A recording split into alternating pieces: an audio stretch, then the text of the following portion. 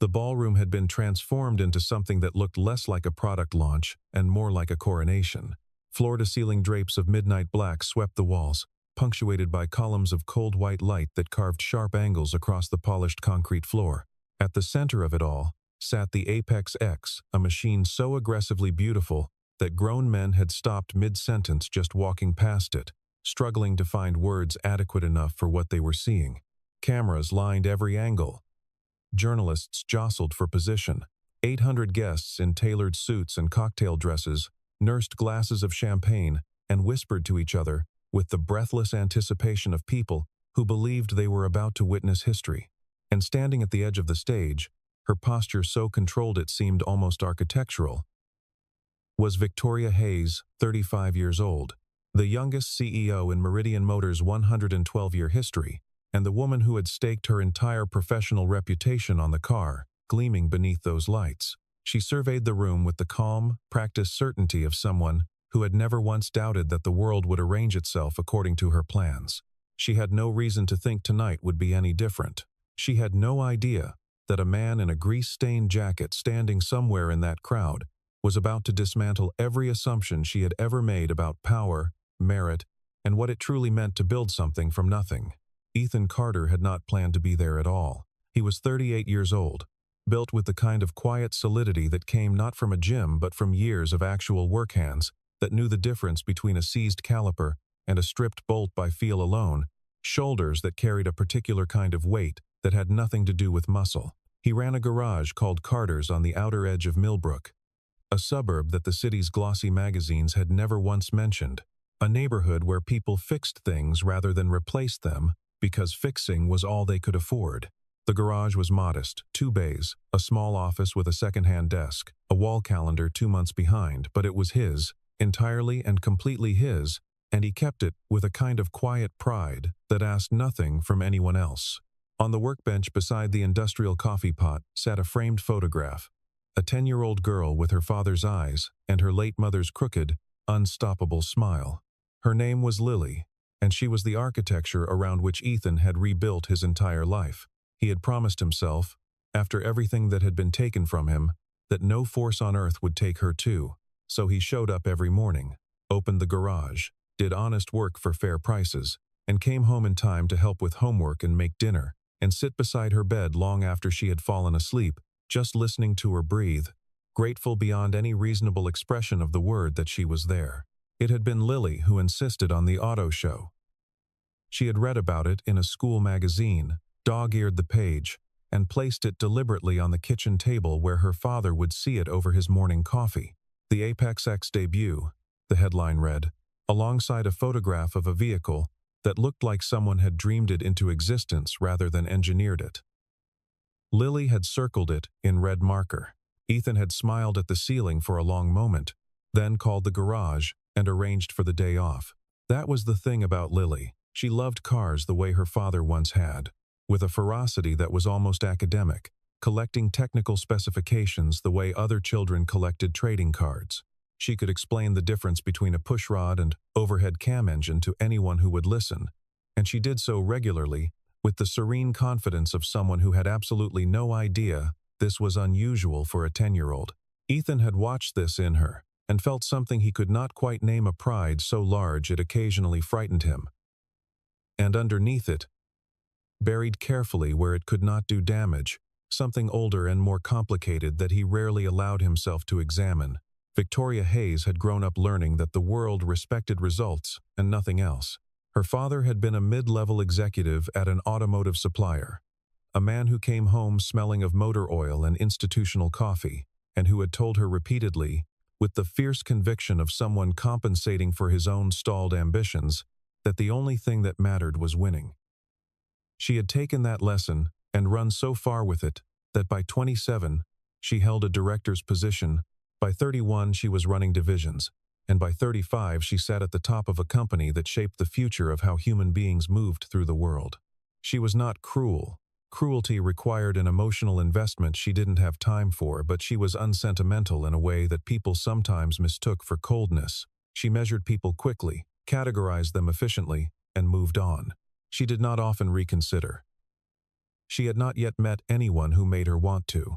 The Apex X was her project in the deepest possible sense. She had championed it through 3 rounds of board resistance, had personally overseen the final engineering review, had promised the industry that Meridian Motors was not merely participating in the future of performance engineering but defining it. As she stood on the edge of that stage and looked out at the assembled crowd, she felt the particular, almost physical satisfaction of a plan executing perfectly. She raised her glass in a private, invisible toast to herself. Then the chief engineer appeared at her elbow with an expression she had never seen on his face before, and the evening changed entirely. Lily had been standing on her toes trying to see over the heads of the adults in front of her when she tugged at her father's sleeve and pointed toward the stage. "Dad," she said, her voice carrying that particular quality of a child who is absolutely certain about something and expects confirmation rather than discovery. "Why does that engine look exactly like the drawings you have in the blue folder?" Ethan followed her finger, looked at the car, and went very, very still.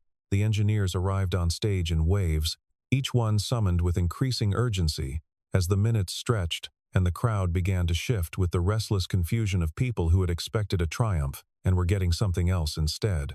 The Apex X sat precisely where it had been positioned, gleaming under a constellation of carefully calibrated spotlights, and it would not start. Not a sputter, not a partial turn, not even the electronic murmur of a system trying to wake itself. Nothing.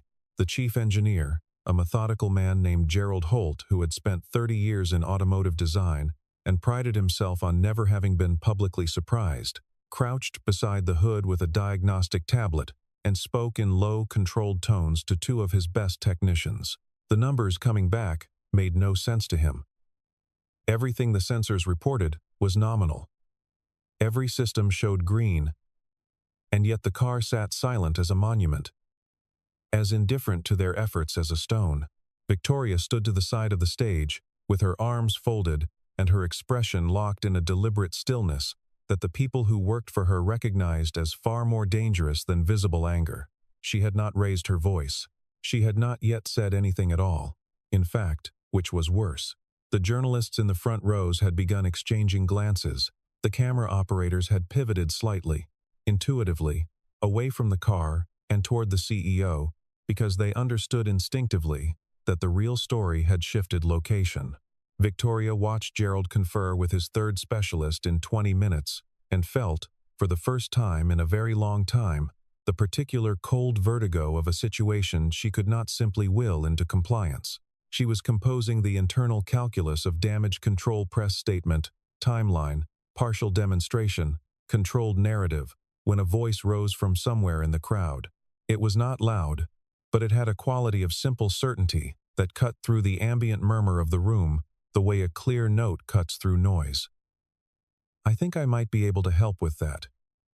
The crowd shifted, heads turned. A path opened. Almost involuntarily, the way crowds do when something unusual announces itself. And Ethan Carter walked forward.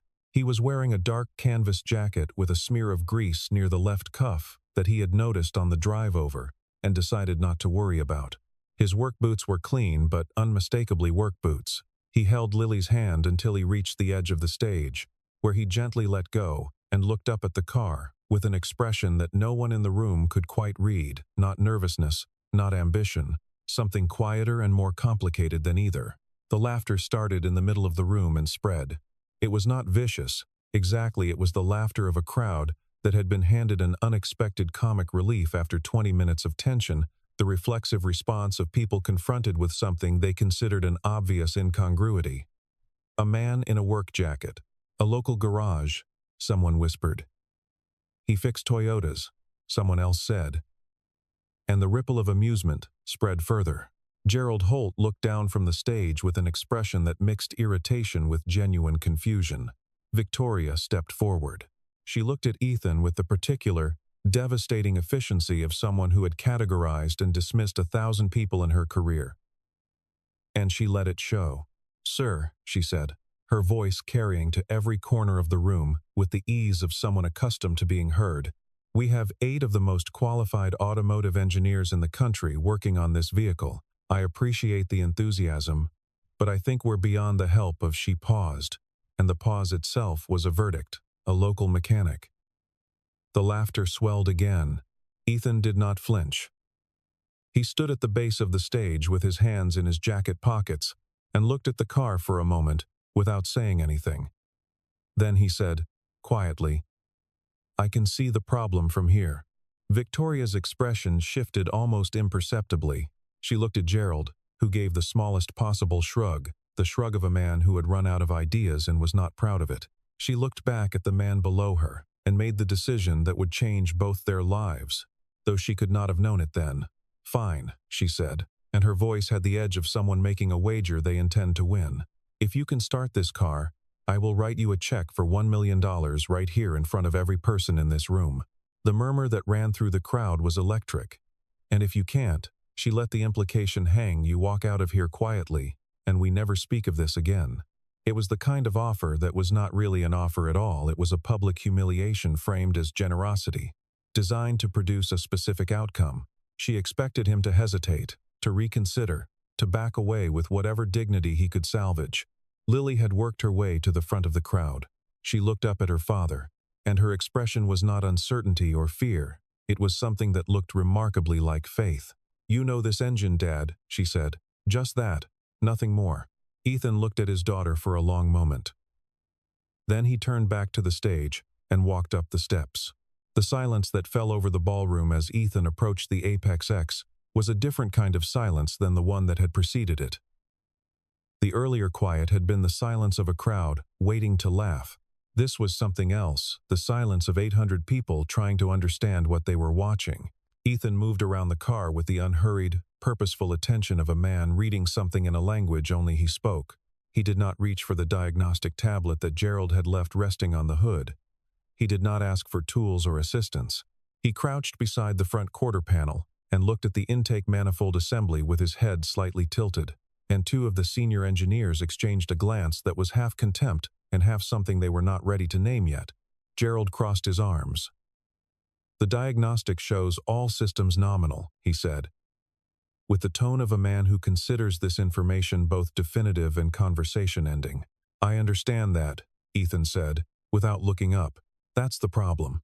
If all systems read nominal and the engine won't fire, the fault isn't in a system the diagnostic can see." He straightened and looked at the engine configuration from above, then moved to the driver's side and crouched again, examining the secondary fuel pressure sensor and its mounting bracket.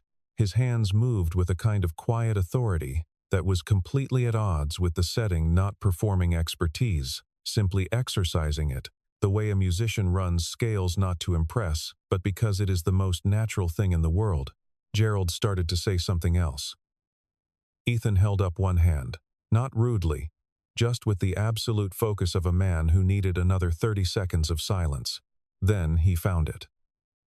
A sensor, no larger than a human thumb, seated in the wrong orientation by a margin of perhaps 15 degrees, small enough that every automated diagnostic system had accepted it as valid, significant enough that the engine control unit was receiving a fuel pressure signal from the wrong reference axis and had quietly, catastrophically, refused to authorize ignition. It was not a design flaw, it was an assembly error, the kind that happened when someone was working too fast or too tired. The kind that happened to human beings. Ethan stood up and looked at Gerald. "Your secondary fuel pressure sensor is mounted at the wrong angle. The ECU is reading a false reference value and cutting ignition before it starts. I need a T15 Torx, a small flathead, and about 4 minutes." The silence in the room was absolute. Gerald stared at him for a long moment with an expression that passed through disbelief, recalibration, and something approaching careful respect before he turned to his technician and said quietly, "Get him the tools." The repair took 3 minutes and 40 seconds. Ethan worked without commentary, without the performative efficiency of someone aware they were being watched, simply because he had done this kind of thing, or things like it, 10,000 times in 2 decades, and the work had long ago become something close to breathing for him. When he stepped back and nodded at Gerald, and Gerald leaned in and pressed the start button, and the Apex X engine turned over, and then caught, and then opened up into a sound, that the designers had spent 18 months engineering deep, controlled, layered with harmonics that seemed to resonate in the chest cavity, rather than merely the ears. The reaction in the room was not applause, not at first. It was something more involuntary than that. A collective, audible exhale. Like a crowd at the moment, a piece of music resolves after a long, suspended chord. Then the applause came, and it was enormous. Victoria Hayes stood at the edge of the stage and looked at Ethan Carter, and for the first time in her adult professional life, she did not know what she was looking at. She had built an entire career on reading people efficiently and accurately. And the man standing in front of her in his work jacket, with his grease-stained cuff, with his 10-year-old daughter beaming from the front of the crowd, was not matching any category she had prepared for. She had the check ready.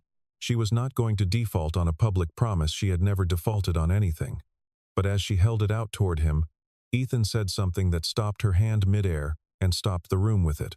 "I know exactly where that fault was," he said, and his voice was level and clear in the quieted room, "because I designed the first version of this engine, and I made sure the sensor assembly couldn't be installed in the wrong orientation. Someone changed that after I was gone." He looked at the car one more time, and something moved across his face, not anger. Something older and heavier than anger. Whoever built this version made it almost impossible to catch the mistake. Almost. Victoria looked at him.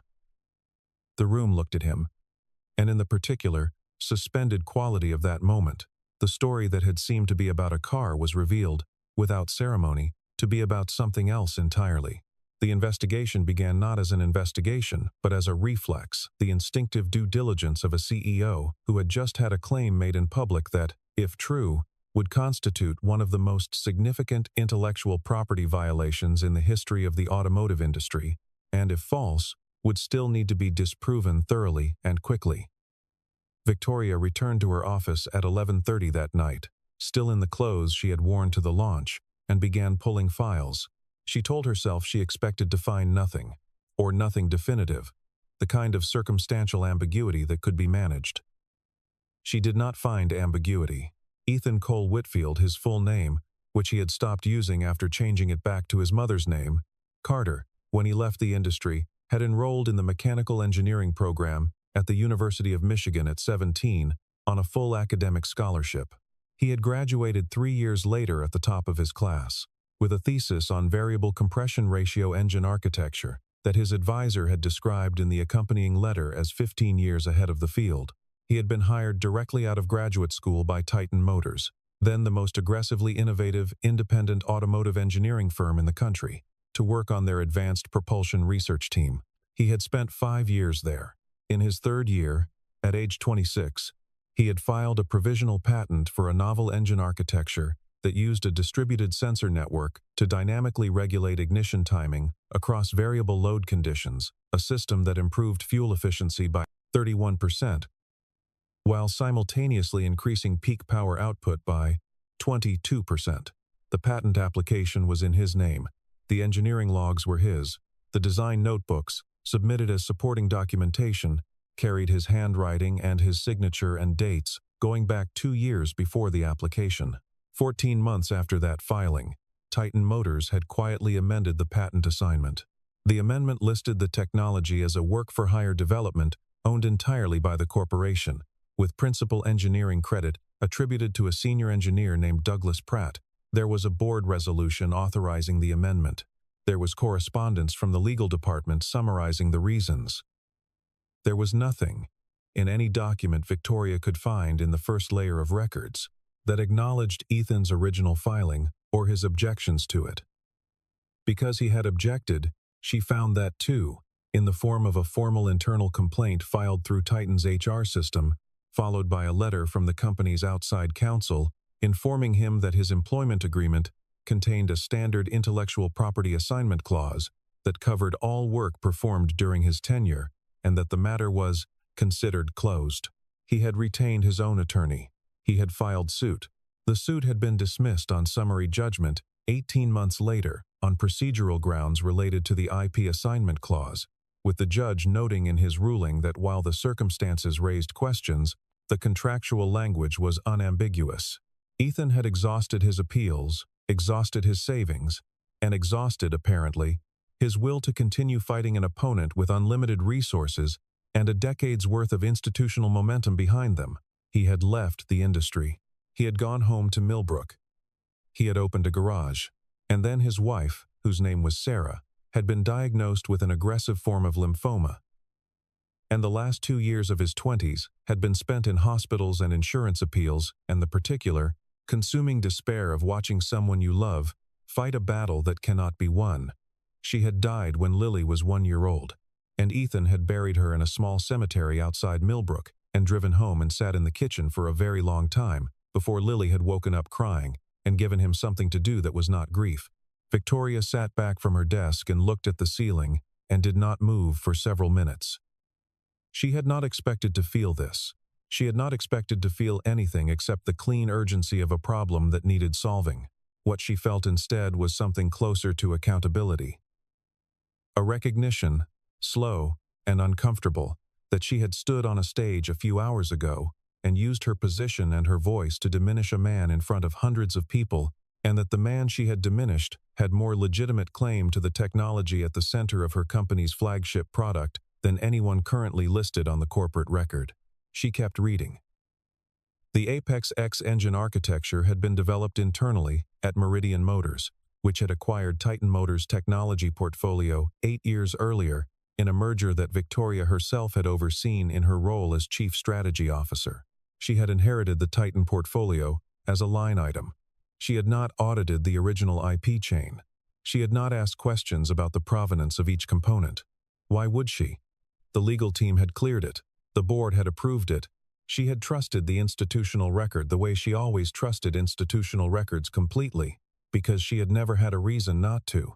Until now. At the bottom of a folder labeled Titan Legacy Assets Archived, she found a scanned document that someone had filed without renaming, still carrying its original file name from a decade and a half ago. The file name was Carter Original Design Filing Superseded, PDF. She opened it. Inside was a complete engineering specification for a variable compression engine with a distributed sensor network architecture. The document was dated 8 years before the Apex X project had begun.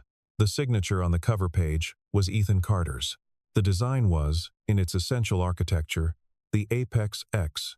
Victoria drove to Millbrook on a Tuesday morning without calling ahead, a behavior so entirely out of character for her that her assistant had simply stared at the empty chair for several seconds after she left before reaching for the phone. She found the garage without difficulty. Carter's, just as the sign said, modest and honest, set back from the main road behind a low wire fence with a hand-painted hours board that said Monday through Saturday, 7 to 6, and Sundays by appointment. A battered but immaculate Ford pickup sat in one bay. A young woman, perhaps 20, was watching Ethan work on something beneath a mid-sized sedan and taking notes in a spiral notebook. 2 other teenagers sat on overturned milk crates nearby, each of them holding a different tool and paying close attention in the way of people who are genuinely learning rather than performing attention. Victoria stood at the open bay door and watched for a moment without announcing herself. Ethan did not perform his work.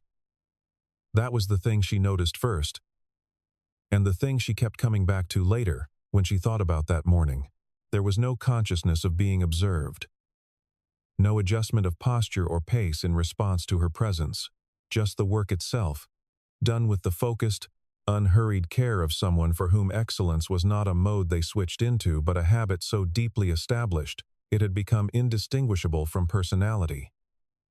He explained as he worked, not lecturing, just narrating, here's why we're doing this. Here's what we're looking for, here's what happens if we miss it. And the 3 young people around him absorbed it with the quiet attention of students who understood they were being given something real. He did not charge them for the instruction. She would learn later that he had been running this informal apprenticeship program for nearly 4 years, taking in young people from the neighborhood who couldn't afford trade school, teaching them a skill that would support them for the rest of their lives, and asking nothing in return except that they eventually pass it on to someone else. Lily arrived at lunchtime on her bicycle, deposited her backpack inside the office door with the ease of long habit, and came directly to her father. She had clearly not registered Victoria's presence immediately, because her first words were about a math test, delivered at speed and with impressive specificity. Then she stopped, looked at Victoria, and tilted her head with the frank, assessing gaze of a child who has not yet learned to disguise her perceptions. "You're the lady from the car show," she said. It was not a question. "You made my dad get up on stage." Victoria, who was accustomed to controlling the terms of every interaction she entered, found herself slightly wrong-footed. "That's right," she said. Lily considered this for another moment. "He fixed it, though," she said. And the tone was not accusatory. Just clear. Just precisely accurate. In the way of children who have not yet been taught to soften facts. "He fixed it," Victoria agreed. Lily nodded as though this closed the matter, then looked at her father. "I'm going to make sandwiches. Do you want one?" He did. She went inside. Victoria stood in the bay doorway and watched Ethan wipe his hands on a shop rag and look at her with an expression that was neither hostile nor welcoming, simply open and waiting, the expression of a man who had learned that the world would tell you what it needed when it was ready. They sat in the small office, the two of them, while Lily ate her sandwich at the workbench and pretended, transparently, not to listen. Victoria put the scanned document on the desk between them. She did not explain it. She watched his face. Something moved across it that she could not name recognition. Yes, but older than recognition. Something closer to exhaustion and a grief so settled it had become structural. He looked at it for a long moment. "Where did you find this?" he said. It was not quite a question. She told him. He was quiet for a while. Then he said, "Lily told me once that people who are good don't need to prove it to anyone. I've been telling myself that for a long time." He looked at the document again, but she also deserves to know who her father actually is. Lily, at the workbench, was perfectly still. "I already know," she said, without turning around. Ethan looked at the ceiling. Something in his face, some long-held tension, shifted slightly, like ice at the edge of a thaw. Victoria said, "I want to help you get this right. And I want to understand how far into my own company this goes." He looked at her then, fully and directly, and she held it, and neither of them looked away. They found the first corroborating document in a filing cabinet in a storage unit in New Jersey that had belonged to a former Titan Motors senior engineer named Philip Mercer, who had retired 5 years ago and moved to Arizona, and who, when Victoria's investigators tracked him down, listened to the summary of what they were looking for and said, after a long pause, "I wondered when someone would finally come asking about that." He had kept copies. He had kept them, he said, not because he intended to use them, but because he was not comfortable destroying them, and because somewhere in the back of his mind, he had always understood that what had happened to Ethan Carter was wrong, and that documentation was the only honest thing he could offer in compensation for not having said so at the time. The copies were complete. Original design logs, annotated with Ethan's handwriting, time-stamped internal emails discussing the decision to reclassify the IP, and a memo from Titan's then CEO authorizing the amendment to the patent assignment and instructing the legal team to ensure the original filing was administratively superseded in a manner that eliminates ambiguity about corporate ownership. The word "eliminates" had been underlined by whoever received the memo. Philip Mercer had underlined it again himself, in red, when he filed his copy. Ethan had been reluctant. He had stood in his garage on the evening Victoria came back with Philip Mercer's name and the summary of what he had said, and he had leaned against the workbench with his arms folded and looked at the floor for a long time before speaking.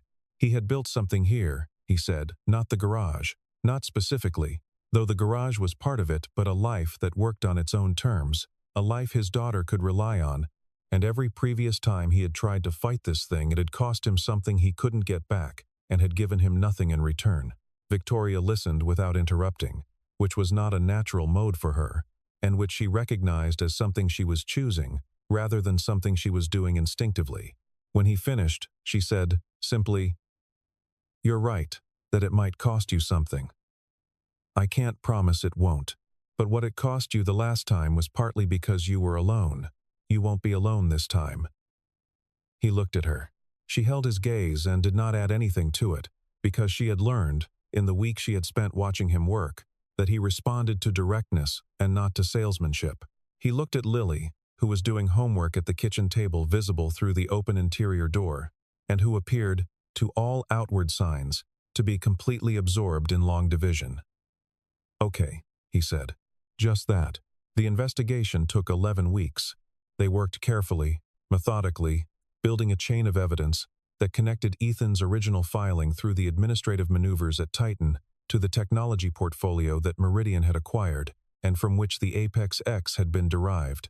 They retained an independent intellectual property forensics firm whose lead analyst spent 3 weeks comparing the original Carter design specifications with the Apex X architecture and produced a 47-page report concluding that the structural similarities were not coincidental and could not have resulted from independent parallel development. They tracked down 2 additional former Titan employees who corroborated Philip Mercer's account and agreed to provide sworn statements. They documented the board resolution, the internal memos, the lawyer correspondence, and the pattern of decisions that had systematically erased Ethan's name from the record, while preserving every substantive element of his engineering. It was meticulous, painstaking work, the kind that depended on patience more than drama. And Ethan was, it turned out, exceptionally patient. Titan Motors found out at week 8. The response was immediate and comprehensive. A press release appeared attributing the Apex X to Meridian's internal R&D team and describing the patent record as clear and unambiguous. A statement from Titan's current management expressed concern about the motivations behind recent inquiries from individuals seeking to exploit a settled legal matter for personal financial gain. 2 days later, a story appeared in an industry publication questioning Ethan's credentials and suggesting that his presence at the Apex X launch had been a deliberate publicity stunt orchestrated by parties with an interest in destabilizing Meridian Motors' market position. The story cited anonymous sources. None of the sources, anonymously or otherwise, addressed the actual documents. Lily came home from school on the 3rd day of that week, quieter than usual. She sat at the kitchen table and did not open her backpack. Ethan sat across from her and waited. Eventually she said, "Marcus at school said his dad read that you were making things up." She looked at him steadily. "You're not, are you?" He shook his head. She nodded, slowly, processing. "Okay," she said, and opened her backpack. Ethan watched her take out her homework, and for a moment he could not speak. Victoria issued her own statement the next day. It was not drafted by the communications team. She wrote it herself, in the early morning before anyone else arrived at the office, and she sent it to the press directly. It stated, without qualification, that Meridian Motors had initiated an internal review of the IP chain underlying the Apex X technology, that the review had produced findings of significant concern, that the company was committed to following the evidence wherever it led, and that Ethan Carter deserved to have his claim heard on its merits. The statement included a photograph of the original Carter design filing. It was the first time Victoria Hayes had publicly aligned herself with an individual rather than an institution, and the people who had worked for her for years read it and called each other in the early morning to say that something had changed in her that they could not quite explain but could unambiguously feel. The courtroom was a federal one, high-ceilinged and formal, with the kind of deliberate gravity that the legal system constructs around itself, as a reminder that what happens here carries weight. Titan Motors had retained one of the preeminent IP litigation firms in the country, 12 attorneys in total, led by a partner named Harriet Voss, who was famous in the industry for her ability to transform procedural complexity into an opponent's paralysis. She had won 17 of her last 19 IP cases. She was very good, but she was working, on this occasion, with a set of facts that had been arranged against her by a decade and a half of institutional dishonesty, and facts of that kind have a way of asserting themselves regardless of the quality of the attorneys involved. Ethan had an attorney named Marcus Webb, a 53-year-old IP specialist who had spent most of his career working for smaller clients against larger opponents, and who approached the case with the focused, uncomplicated intensity of a man who genuinely believed the right side was going to win. The evidence was presented methodically over 4 days. The original Carter filing, authenticated by 3 independent document examiners, the internal Titan communications, including the memo with the underlined word, eliminates Philip Mercer's testimony, delivered with the calm, regretful precision of a man discharging a long-overdue obligation. The forensic IP analysis. The 2 additional witness statements. The administrative amendment documents showing the precise date and mechanism by which Ethan's name had been removed from the record. Victoria testified on the 3rd day. She sat in the witness chair and answered Marcus Webb's questions with the same direct clarity she had brought to everything in the 11 weeks since she had driven to Millbrook without calling ahead, and when Harriet Voss asked her, on cross-examination, whether she had a personal relationship with Ethan Carter that might be influencing her testimony, she looked at Voss steadily and said, "I have a professional obligation to the truth and a personal obligation not to benefit from a theft I didn't commit but have benefited from nonetheless. Both of those obligations point in the same direction." Titan's defense rested on 2 arguments. The standard, work for hire interpretation of Ethan's employment contract, and the principle that the original lawsuit had already litigated and settled the matter. The first argument had been effective 14 years ago, when Ethan had no corroborating evidence and no independent documentation of Titan's internal decision-making process.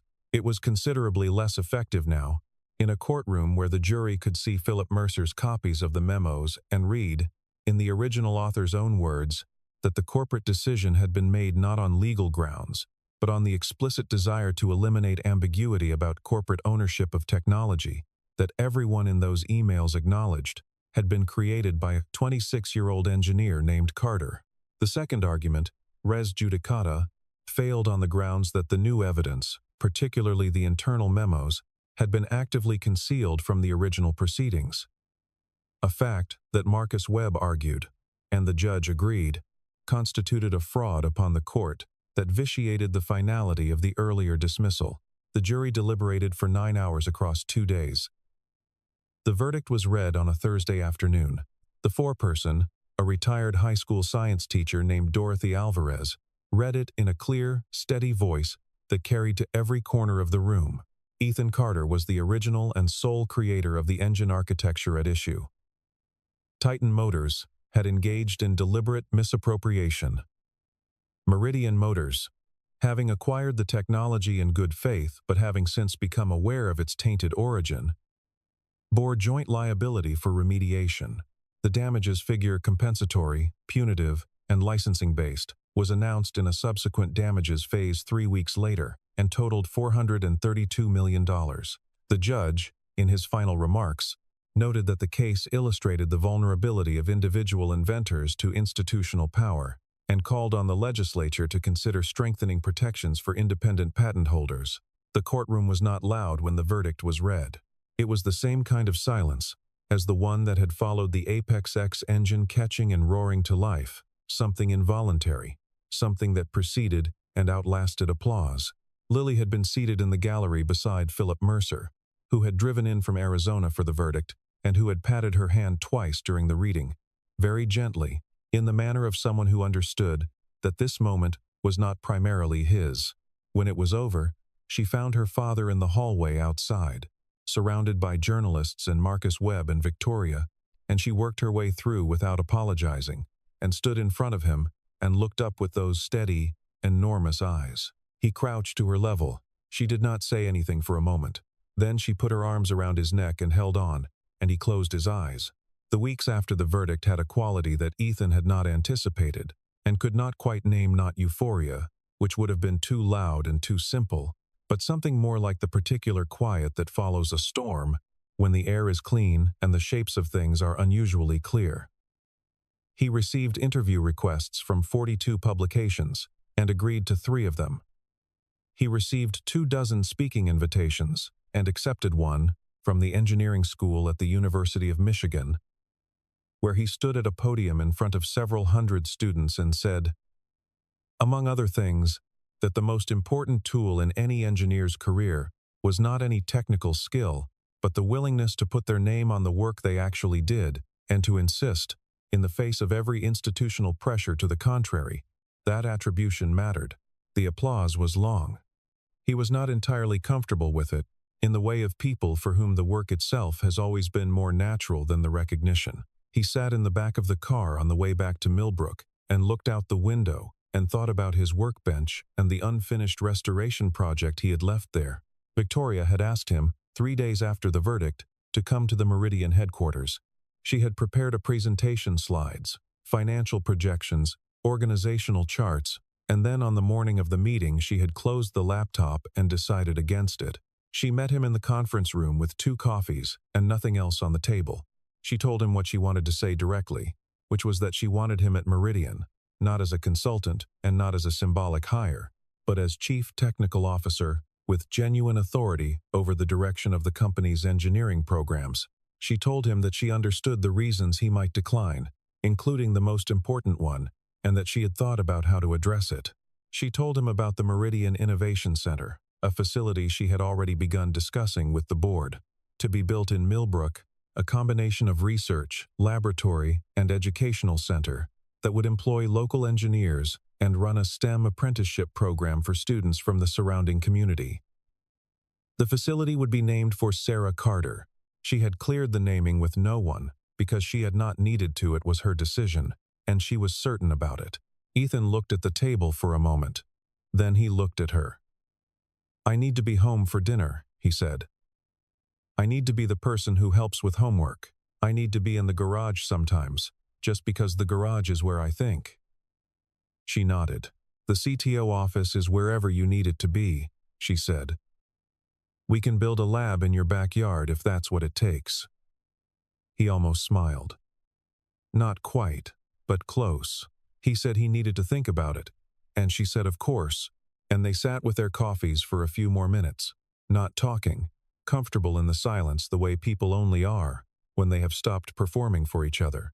He called her 3 days later and said yes.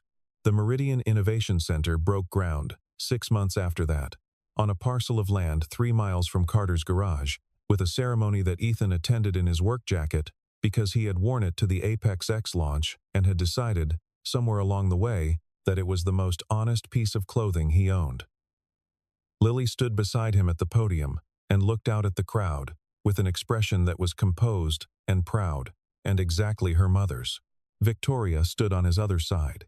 The speeches were short because Ethan had asked for short speeches, and after they were over, the 3 of them stood together on the new concrete foundation, while the cameras found other subjects and the crowd drifted toward the reception tent, and Ethan looked at the ground beneath his feet and thought about what would be built here, the students who would learn here, the ideas that would come out of this particular patch of earth, the engine that did not exist yet but would, the thing that was not finished but had begun.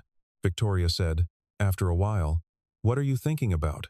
He said, "A problem in the variable load mapping for the next generation architecture. There's a sensor array configuration that I think could solve the efficiency gap, but I need to run some numbers." She looked at him sideways. "We have a supercomputer cluster at the main campus." He nodded slowly. "I have a legal pad at the garage," he said. She considered this. "The legal pad might be faster," she said. And he did smile then, fully, and it changed his whole face. 18 months after that ceremony, on a morning in early spring when the Innovation Center had been open for 3 months and was running at double its original enrollment capacity, Meridian Motors held the launch of the Apex X Series 2. The venue was smaller and less theatrical than the original launch had been, because Ethan had asked for that and Victoria had, without hesitation, agreed. The car was on a simple platform in the center of a well-lit room. The guest list was 600, half of them engineers, a quarter of them students from the apprenticeship program, the remainder journalists and industry figures, and the people who had helped make the evening possible, including Philip Mercer, who had flown in from Arizona again and was standing near the back with the slightly overwhelmed expression of someone who had expected to live out his retirement in comfortable obscurity. and found himself instead part of a story larger than he had anticipated. The program for the event listed, under Engine Architecture Principal Inventor, the name Ethan Carter. Just that. 2 words on a printed page, in the same typeface as everything else, requiring nothing more than accuracy to carry the full weight of what they meant. Lily, seated in the front row in a dress that she had selected herself with a specificity of aesthetic vision that already suggested her father's engineering precision applied to different material, had read those words 3 times. She had not said anything. She did not need to. Ethan had seen her read it. He knew what it meant to her because he knew what it meant to him, not the money, which was real and considerable and had resolved a category of practical anxiety that had followed him for years, and not the legal vindication, though that too was real, but simply the fact that the record now said the true thing. His daughter would grow up in a world where the record said the true thing about her father. That was the thing that mattered. Victoria stood beside him as the countdown reached its final seconds. She was not quite the person she had been 18 months earlier, and she knew it. And on balance, she considered this an improvement. She had been good at her job before Millbrook, disciplined, effective, strategically formidable. She was still those things. But she had added to them something she had not known she was missing. The understanding that the systems she operated within were built by human beings and could therefore be wrong, and that the willingness to acknowledge this was not weakness, but the most rigorous form of intellectual honesty available to her. She thought about this sometimes, late in the evening when the office was quiet. And she thought about a conversation she had had with Lily once, in the garage, when the girl had told her that her father always said people who were good didn't need to prove it to anyone. Victoria had thought at the time that this was a generous principle, perhaps a consoling one, perhaps even a little naive. She no longer thought that. She had come to understand that it was simply accurate that the proof, when it came not from the person making the claim, but from the accumulated weight of actions taken consistently over time, and that patience was not passivity, but its own form of formidable. The countdown reached 0. Gerald Holt, who had been retained in his position at Victoria's insistence, and who had spent the intervening months becoming, by his own admission, a significantly more careful engineer, pressed the ignition.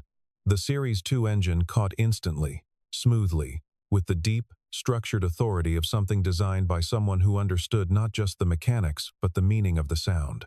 It was not the same roar as the original Apex X. It was quieter, more controlled, richer in the mid-range because Ethan had had time, this version, to finish the design the way he had always intended it, without the alterations and amendments of people working from an imperfect copy of something they had not fully understood.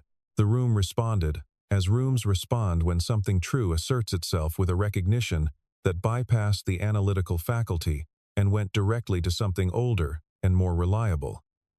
Lily's eyes were bright. Philip Mercer was applauding with his whole body. Ethan looked at the car and did not applaud, but his hands were in his jacket pockets, and his shoulders had dropped by some fraction of an inch, a nearly invisible shift in the load he had been carrying since the day he had watched his name removed from the work he had made. And if you had known him a long time, you would have recognized it as the particular, irreplaceable relief of a man who no longer needed to hold a thing alone. Victoria reached over, without looking at him, and took his hand. He did not pull away. Outside the center's tall windows, the evening light was doing something generous with the parking lot, turning the ordinary chrome and steel of 100 parked cars into something that caught and held the eye, and, in the last of that light, above the sound of the engine, you could almost hear what the story had been about all along. Not the theft, not the vindication, not even the love, though all of those were real, but the simpler, harder truth that some things cannot be permanently taken, that an engine built honestly, and a life lived honestly, and a child raised honestly, are forms of the same architecture, and that the world, given enough time, has a way of coming back to what is true. The engine ran. The record said his name. And in the front row, Lily Carter looked up at her father, with an expression that required no translation. In any language, under any circumstances, anywhere in the world,